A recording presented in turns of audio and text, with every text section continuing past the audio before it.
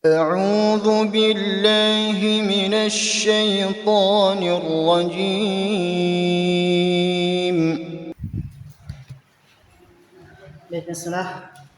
Assalamualaikum warahmatullahi wabarakatuh.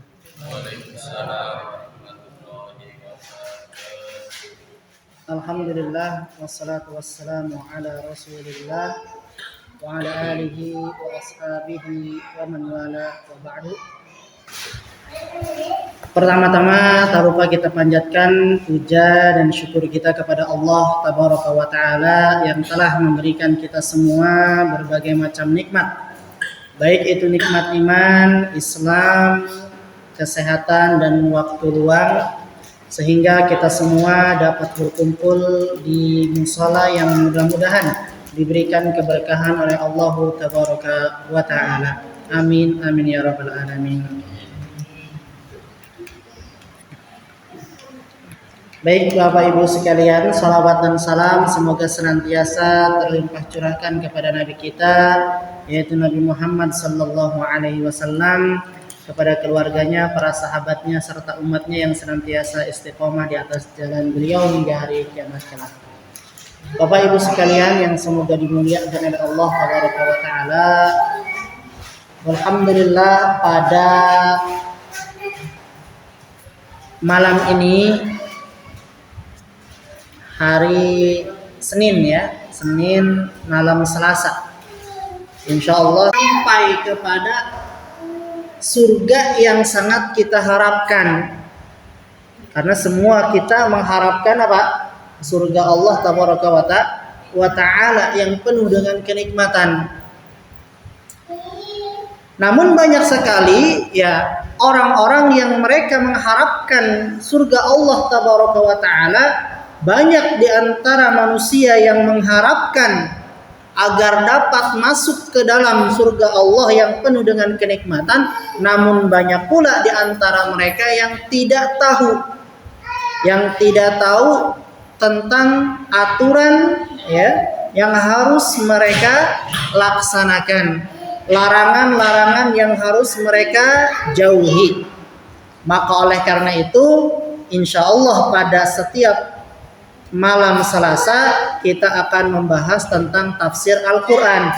Tujuannya adalah biar kita mengerti, biar kita memahami aturan-aturan apa saja yang harus kita kerjakan dan aturan apa saja yang harus kita tinggalkan. Ya, larangan yang harus kita tinggalkan. Maka oleh karena itu perlu kita memahami tafsir Al-Quran, perlu kita mentadaburi Al-Quran. Kenapa? Karena sekali lagi Al-Quran ini diturunkan bukan hanya sebatas untuk dibaca. Namun ya Al-Quran ini juga diturunkan untuk apa? Ditadaburi. Jadi tingkatannya itu adalah, pertama Al-Quran ini diturunkan satu untuk dibaca. Hal ini sebagaimana firman Allah Tabaraka wa Ta'ala, "Faqra'u ma tayassara minal Qur'an."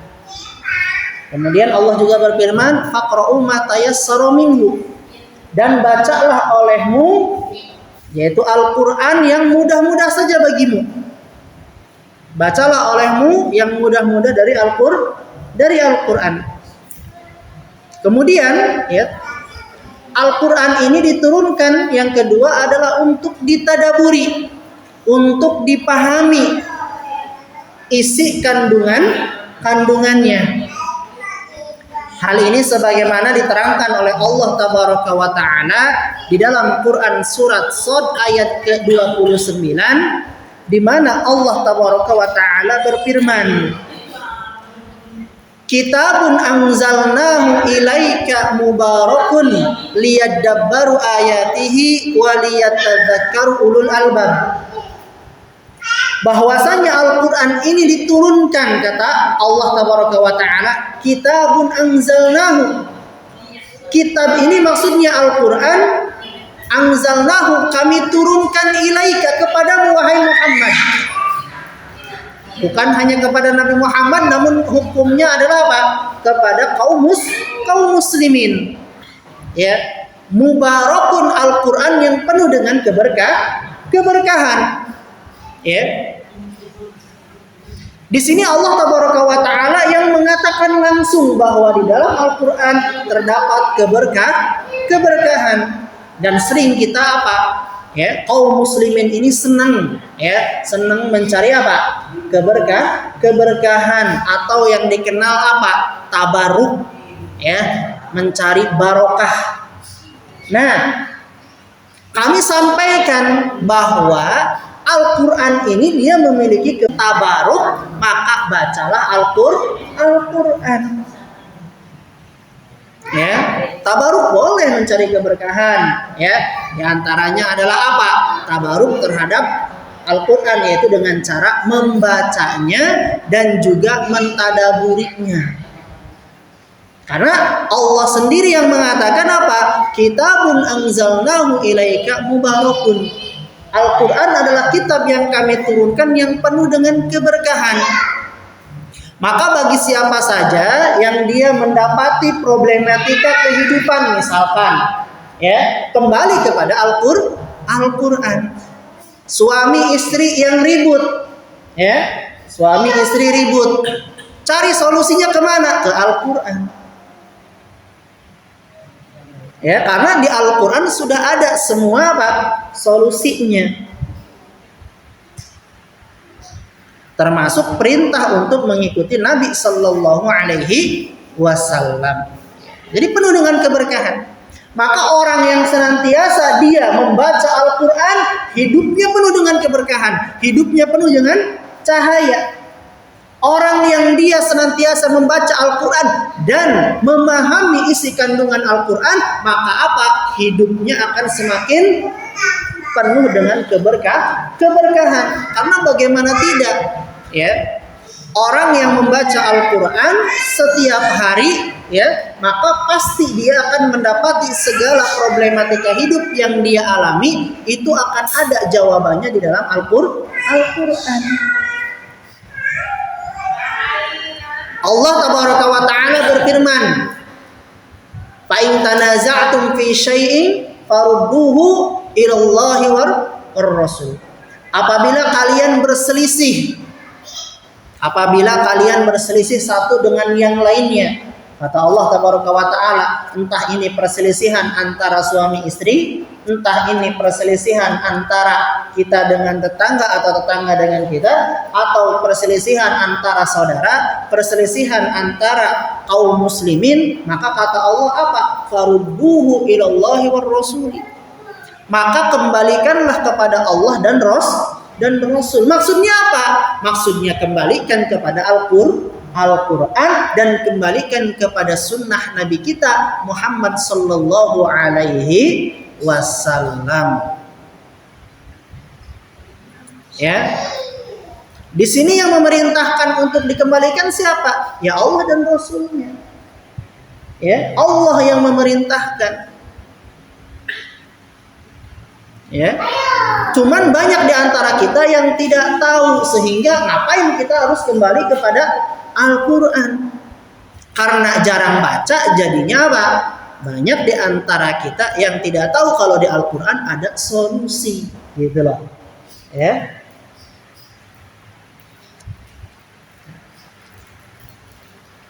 Mustahil ketika Allah memerintahkan kita kembali kepada Al-Quran dan Sunnah Nabi Sallallahu Alaihi Wasallam, ketika kita bertikai, ketika kita berselisih, ya, kemudian pas kita buka Al-Quran kita tidak dapat solusinya, maka ini sesuatu yang mustahil. Ya. Maka ketika Allah memerintahkan kita untuk kembali kepada Al-Quran dan Rasul, ya, Sunnah Nabi, hadis Nabi Sallallahu Alaihi Wasallam, maka kami katakan apa? Dipastikan di dalamnya terkandung banyak maslahat. Urusan rizki di Al-Quran ada apa tidak? Ada penjelasannya, ya. Namun apa? Banyak di antara kita ini ketika punya masalah ekonomi, Ya, yang dicari itu adalah apa? Solusi-solusi instan gitu. Pengen cepet beres dah, ya kan gitu. Nggak mau melalui tahapan-tahapan prosesnya. Padahal di Al-Quran sudah banyak diterangkan tentang bagi antum yang punya masalah ekonomi, banyak ya solusi yang sudah ditawarkan di dalam Al-Quran. Ya. Imam Ibnu Qayyim mengatakan di dalam kitab Zadul Ma'ad, ada 4 hal yang dapat mendatangkan rizki. Yang pertama adalah qiyamul lail, yaitu sholat malam. Orang yang jarang baca Al-Quran, bahkan tidak pernah baca Al-Quran, ya nggak akan nemu nih bahwasanya sholat malam ini apa? Akan membuat rizki kita ini lancar mengalir. Karena kata Allah Tabaraka wa Ta'ala, kalau kita baca Al-Quran maka kita akan dapati apa? Fatahajjad bihi nafilatal lak asa ayyab'atsaka rabbuka maqaman mahmuda. Salatlah kamu. Salat apa? Tahajud. Salat malam. Ya. Salat malam, ya. Boleh 2 rakaat, witirnya 1, enggak apa-apa. Yang penting witirnya harus ganjil, ya. Nggak bisa di malam hari sepertiga malam terakhir, tidak apa-apa ba'da isya sebelum tidur. Yang penting apa? Konsisten. Maka janji Allah bagi mereka orang-orang yang salat tahajud apa? Ya, asa rabbuka ayyab'atsaka maqaman mahmuda, maka niscaya Allah akan berikan kamu kedudukan yang baik, yang mulia, ya, yang terpuji. Maka kata Ibnu Qayyim, ya, qiyamul lail dapat mendatangkan rizki. Kemudian apa lagi? Ya, kata Imam Ibnu Qayyim, al istighfar, katanya. Memperbanyak istighfar termasuk apa? Akan mendatangkan rizki, memperbanyak ataupun melancarkan rizki kita. Ada tidak di Al-Quran dan Sunnah Nabi? Ada. Ya, diterangkan oleh Nabi Shallallahu Alaihi Wasallam dalam hadisnya bahwasanya Nabi Shallallahu Alaihi Wasallam mengatakan, man aktsara minal istighfar, barang siapa yang dia memperbanyak istighfar, ja'alallahu min kulli hammin faraja, maka Allah akan apa? Berikan jalan keluar dari setiap kesedihannya. Jadi siapa saja yang bersedih gara-gara karena ekonominya kurang, bersedih karena rizkinya sempit, bersedih karena usahanya belum sukses, bersedih karena otaknya masih mumet, bersedih karena berbagai hal lainnya, maka apa? Kembalikan kita kepada Al-Quran dan Sunnah Nabi. Kata Nabi, man aktsara minal istighfar, bagi siapa saja orang yang banyak-banyak beristighfar, ja'alallahu likulli ja'alallahu lahu min kulli hammin faraja, maka Allah akan berikan dia jalan keluar dari setiap kesedihannya. Wa min kulli dzikin makhraja, dan Allah akan lapangkan urusannya. Ya, Allah akan lapangkan segala urusan orang tersebut. Wa min kulli wa razaqahu min haitsu la yahtasib, dan Allah akan berikan dia rezeki dari arah yang tidak disangka-sangka. Kemudian apa lagi? Kata Ibnu Qayyim, yang ketiga adalah rajin sedekah. Ya. Ada tidak keterangannya dari Al-Quran dan Sunnah Nabi? Ada. Kemudian yang keempat itu adalah rajin berzikir di pagi dan sore hari. Ya, itu adalah di antara apa? Hal-hal yang dapat mendatangkan rizki. Maka oleh karena itu sekali lagi, ya, kami tegaskan, ya, bahwasannya mentadaburi Al-Quran, memahami Al-Quran, ya, memahami isi kandungan Al-Quran itu sangat penting. Karena Al-Quran adalah pedoman hidup kita. Al-Quran adalah apa? Ya, aturan hidup kita. Semuanya sudah ada di dalam Al-Quran. Semuanya sudah diterangkan pula di dalam hadis Nabi Sallallahu Alaihi Wasallam. Gitu, ya. Jadi sudah ada solusinya di sini. Namun kembali lagi, banyak kaum muslimin yang malas membaca Al-Quran. Sehingga apa? Sehingga ya tadi banyak ya kaum muslimin yang mereka pusing ketika menghadapi cobaan, pusing ya ketika menghadapi kesempitan ekonomi, pusing ketika menghadapi permasalahan suami istri yang ujung-ujungnya banyak ya, yang akhirnya apa? Putus asa. Dan yang ketiga kembali lagi ya, bahwa yang ketiga tujuan diturunkannya Al-Quran adalah untuk diamalkan. Jadi bukan hanya sebatas dibaca Al-Quran itu ya, tapi Al-Quran juga harus dipahami, harus ditadaburi, harus dihayati, dan yang ketiganya harus diamalkan. Kita harus manut sama Al-Quran biar hidup kita penuh dengan keberkahan. Kita harus tunduk sama Al-Quran biar apa? Biar hidup kita penuh dengan kelapangan, penuh dengan kenyamanan, penuh dengan solusi ya. Maka oleh karena itu sekali lagi kita harus apa?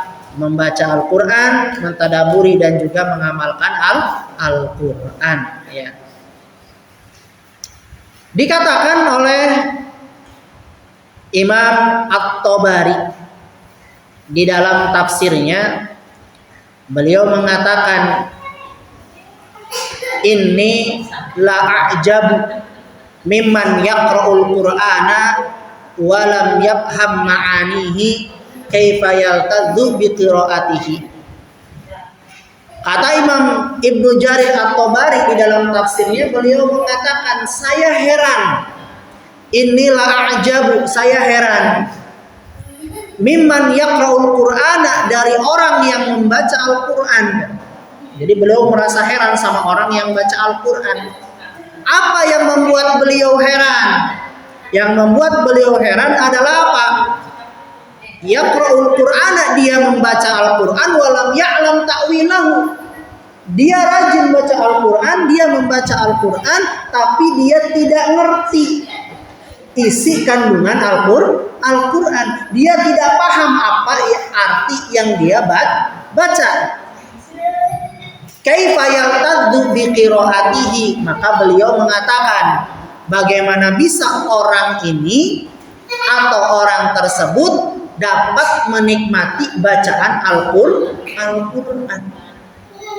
Maka salah satu tips agar kita senang membaca Al-Quran adalah apa? Ya kita memahami kandungan Al-Quran. Ibarat kata kita sering membuka WhatsApp ya, kadang atau membuka sosial media, Facebook dan lain sebagainya. Kan senang ya. Sama saking senangnya sampai tidak tahu waktu. Scroll terus aja di scroll ya. Berita ini, berita itu ya kan. Berita ketika ada cerita yang buat ketawa, kita ketawa. Ada berita musibah, kita sedih. Benar? Kenapa kita bisa ketawa saat ada postingan ya yang penuh dengan candaan? Kenapa kita sedih saat kita membaca ada postingan yang menjelaskan musibah dan lain sebagainya? Karena kita memahami. Ya, karena kita memahami, sehingga apa? Sehingga kita mengikuti, gitu kan, emosionalnya ada, hadir emosionalnya. Jadi ketika membaca ya berita-berita yang membuat ketawa, kita ketawa. Ya, karena apa? Karena kita memahaminya sehingga emosional kita datang. Nah, begitu pula dengan orang yang membaca Al-Quran, yang seharusnya isi kandungannya ini dia membuat kita takut sama Allah karena kita tidak memahami isi kandungan Al-Quran, malah apa? Ketawa. Padahal Al-Quran sedang menerangkan tentang neraka. Namun kita malah ketawa. Kenapa? Karena kita tidak paham. Ya, tapi kalau kita sudah paham, maka kita akan semakin cinta dengan Al-Quran. Kalau kita paham dengan isi kandungan Al-Quran, maka kita akan semakin senang membaca Al-Quran. Berapa kali Pak baca Al-Quran dalam sehari? Ngaji, ya. Biasanya kalau di kampung itu apa? Tadarus, ya. Tadarus pada maghrib, tadarus, tahsin, ya. Gitu. Harus dipaksakan. Kalau nggak dipaksakan kadang ya nggak bisa. Ya, karena apa? Ya tadi setan tidak mau kita baca Quran. Karena apa? Karena di Al-Quran banyak sekali ya keterangan-keterangan yang menerangkan tentang apa? Cara-cara menghindari dari gangguan setan. Setan nggak mau manusia tahu tuh kelemahannya. Ya, maka berusaha dibuat apa? Dibuat malas dalam membaca Al-Quran.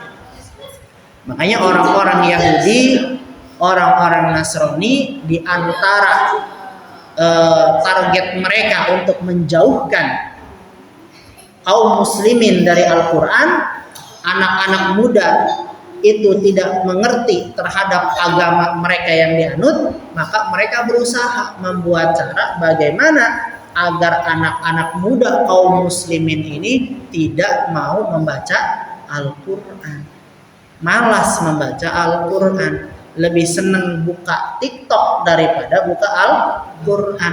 Ibu-ibunya juga sama, lebih senang nonton Facebook, ya kan, daripada membuka Al-Quran. Apalagi di Facebook sudah muncul drama Cina yang nggak pernah beres Bu ya, itu makin lama lagi aja ya. Sedangkan Al-Quran sangat jarang sekali kita baca.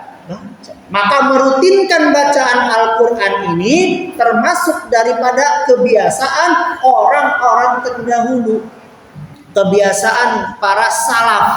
Kata ulama mengatakan bahwa membaca Al-Quran atau merutinkan Al-Quran ini termasuk kebiasaan kaum salaf, gitu. Jadi kita harus punya target mulai sekarang. Apa target kita? Target kita adalah menghatamkan Al-Quran. Baca ayatnya, baca juga artinya, datang pula ke kajian biar kita makin ngerti. Maka oleh karena itu, ya,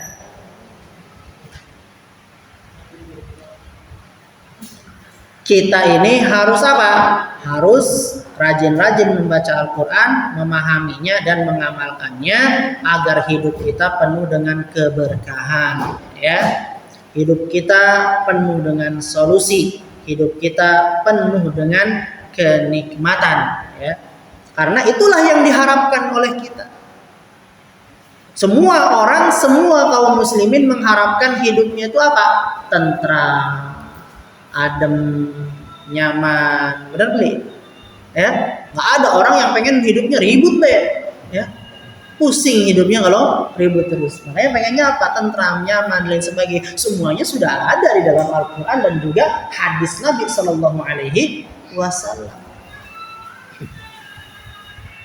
Saya orang Sunda Bu, Pak. Nikah sama orang Jawa. Awal-awal saya juga kaget. Orang Jawa kalau ngomong kenceng-kenceng. Kalau orang Sunda tuh pelan-pelan ngomong kayak. Ya, jadi saya tuh perasaan ketika tetangga lagi ngobrol tuh kan kayak yang lagi ribut gitu, padahal mereka nggak sedang ribut gitu ya. Jadi saya harus banyak-banyak membiasa seperti itu ya. Namun ketika sudah terbiasa, oh ternyata seperti ini ya. Kalau di Jawa itu emang sudah biasa. Nah, maka oleh karena itu sekali lagi ini mau azan dulu apa gimana? Azan dulu ya, kita skorsing dulu nanti lanjut sedikit ya. Baik ya, kita lanjutkan. Tadi skorsing dulu ya, azan dulu kita lanjutkan. Nah, Maka Bapak Ibu sekalian, pada kesempatan kali ini insya Allah kajian ini akan rutin setiap malam Selasa. Kita akan membahas tentang apa? Tafsir Al-Quran. Dan insya Allah ya, kita akan memulai dari surat Al-Fatihah ya. Nanti kita akan lanjut kepada surat Quran An-Nas, Al-Falaq dan seterusnya, yaitu juz 30. Baik Bapak Ibu sekalian, masuk kepada pembahasan tafsir Al-Quran surat Al-Fatihah. Maka sebelum kita masuk lebih dalam kepada surat Al-Fatihah, ada beberapa hal yang ingin disampaikan. Karena surat Al-Fatihah ini Bapak Ibu sekalian, walaupun jumlah ayatnya hanya 7, namun isi kandungannya bagaikan samudra. Isi kandungannya bagaikan apa? Lautan. Ya. Kalau kita cuma sekedar baca, ya maka kita hanya akan mendapati apa yang kita baca saja. Tapi kalau kita menyelam lebih dalam, maka kita akan mendapati banyak sekali faidah-faidah yang dapat kita ambil, yang dapat kita rasakan dan juga dapat kita amalkan. Yaitu adalah dari Quran surat Al-Fatihah. Bahkan surat Al-Fatihah ini kalau mau dibahas bisa jadi sebuah buku pembahasan. Baik, sebelum kita masuk ke Al-Fatihah, maka di sini ada nama-nama Al-Fatihah. Bapak Ibu sekalian, Al-Fatihah mungkin kita sudah sering mendengar, tapi tahu tidak bahwasanya Al-Fatihah ini dia memiliki nama yang lain selain Al-Fatihah. Al-Fatihah artinya apa? Pembuka, muqaddimah ya. Kalau kita baca buku-buku ya karangan ulama-ulama kita, maka kita akan mendapati apa? Adanya muqaddimah. Dari mana mereka ya mendapati metode penulisan seperti itu? Jawabannya karena Al-Quran sudah mengajarkan. Namun bedanya, kalau di Al-Quran ketika kita membaca muqaddimah, isi kandungannya, kemudian langsung dibuka apa? Dzalikal kitabu la raiba fihi. Al-Quran adalah apa? Langsung divonis, tidak ada keraguan di dalam. Beda dengan buku-buku kita, buku-buku ulama kita. Setelah muqaddimah langsung ada apa? Kalau salah dari saya, kalau benar datang dari Al-Quran, tidak demikian. Baik. Nah, di dalam Al-Quran ini, surat Al-Fatihah ini nama lainnya adalah As-Salat. Jadi nama lain surat Al-Fatihah adalah As-Salat. Salat. Kenapa Al-Fatihah disebut dengan salat? Karena Nabi Shallallahu Alaihi Wasallam pernah bersabda, "Inni sami'tu Rasulullah Shallallahu Alaihi Wasallam yaqul." Bahwasanya aku pernah mendengar Rasulullah Shallallahu Alaihi Wasallam bersabda, "Qala Allah Ta'ala." Allah Ta'ala berfirman, ini hadis qudsi Bapak Ibu sekalian. Qasamtus sholata baini wa baina abdi.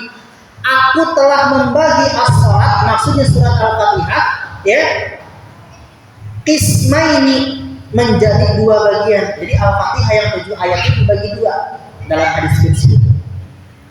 Baini wa baina abdi, antara bagianku dan antara bagian hamba-hambaku.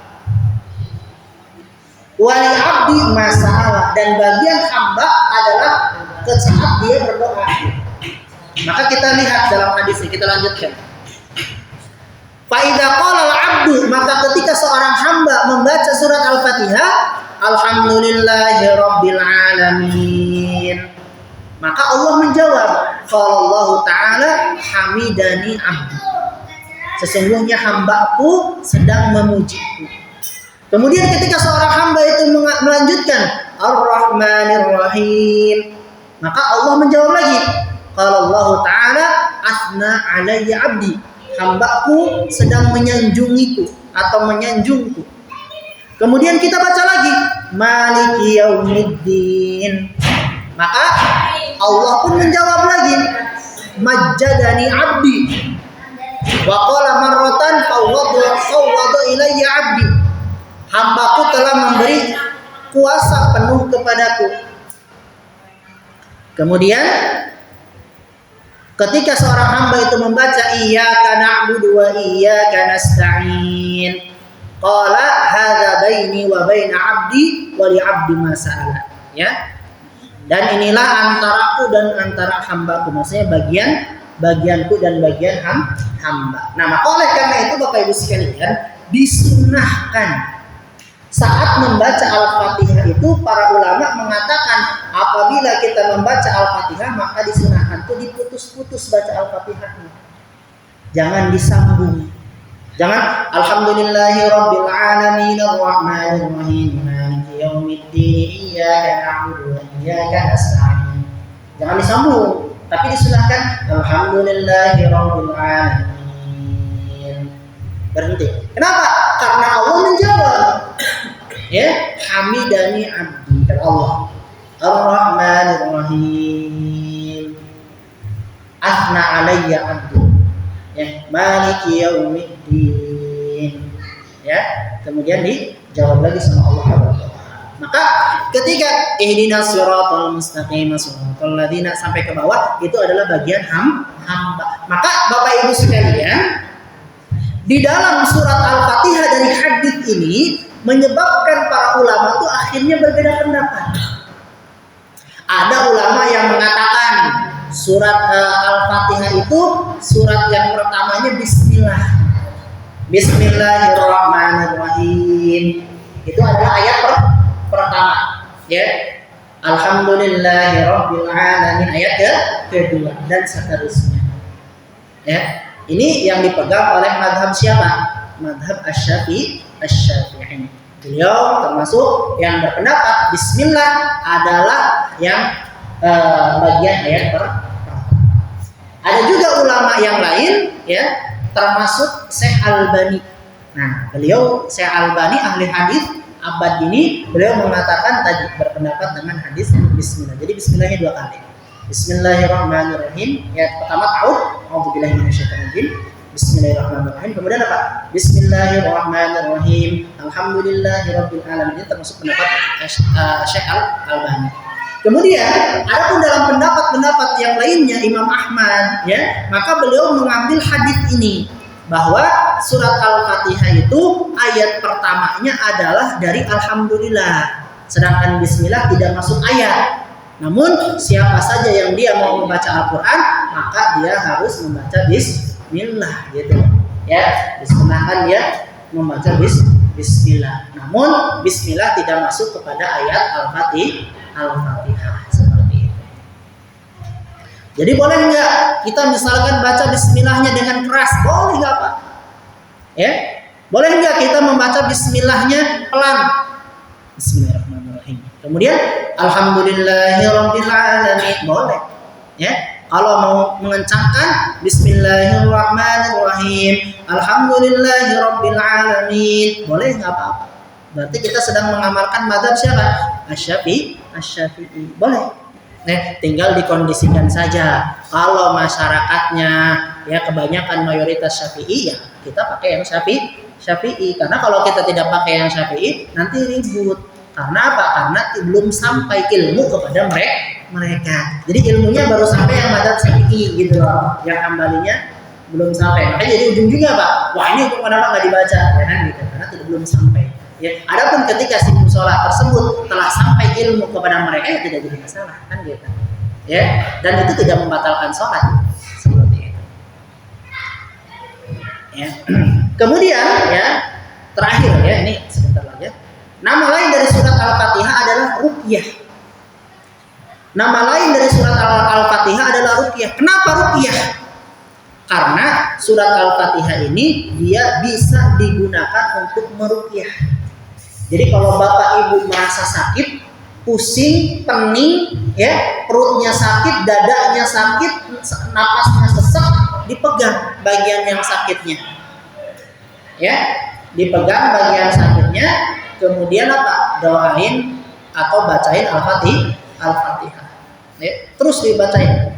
Ya, karena para ulama zaman dulu pun demikian.